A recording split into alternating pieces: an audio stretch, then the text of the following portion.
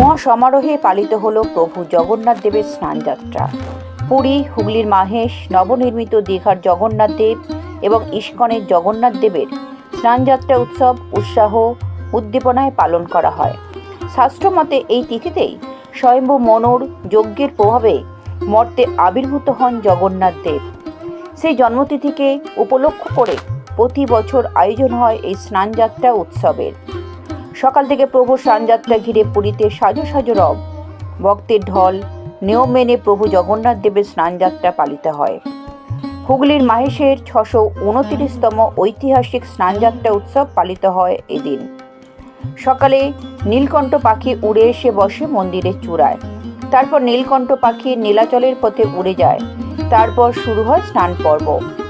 মন্দির সংলগ্ন স্নানপিড়ির ময়দানে ঐতিহাসিক স্নানপিড়ির বেদিতেই হয় স্নানযাত্রা। নবনির্মিত দীঘার জগন্নাথ মন্দিরে 108টি তীর্থক্ষেত্রের জলে স্নান করানো হয় প্রভু জগন্নাথ দেবকে। এই স্নান পর্ব চলে প্রায় 1.5 ঘন্টা ধরে।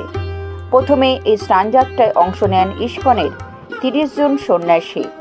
খোল করতালের ধ্বনিতে মেতে ওঠেন ভক্তের দল। স্নানের পরেই প্রভু অন্তরালে চলে যান 15 দিনের জন্য। এই সময় তার জ্বর আসে বলে কথিত আছে। এরপর রথের দিনে ভাই বোনকে নিয়ে মাসির বাড়ি বেড়াতে যান প্রভু জগন্নাথ দেব।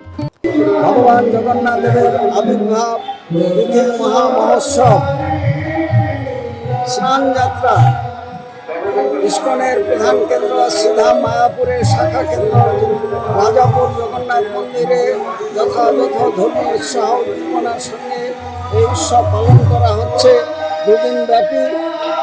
এবং এখানে জাতি ধর্ম বর্ণ নির্বিশেষে দেশ বিদেশের হাজার হাজার ভক্তবৃন্দ উপস্থিত হয়েছেন এবং এই প্রশান্ত পল্লী এখন মিনি ওয়ার্ল্ডে পরিণত হয়েছে জগন্নাথ দেবের স্নান যাত্রাকে কেন্দ্র করে। এবং বছরে একমাত্র এই দিনটিতেই সমস্ত মানুষ তারা জগন্নাথ দেবকে মহা অভিষেক স্নান করাবার সুযোগ পান। অন্য দিনটিতে সম্ভব নয় এবং জগন্নাথ দেবের জ্বর হয়। কথিত আছে তিনি আবার জ্বরাক্রান্ত হয়ে তিনি অবসর জীবনযাপন করেন, গৃহবন্দী থাকেন।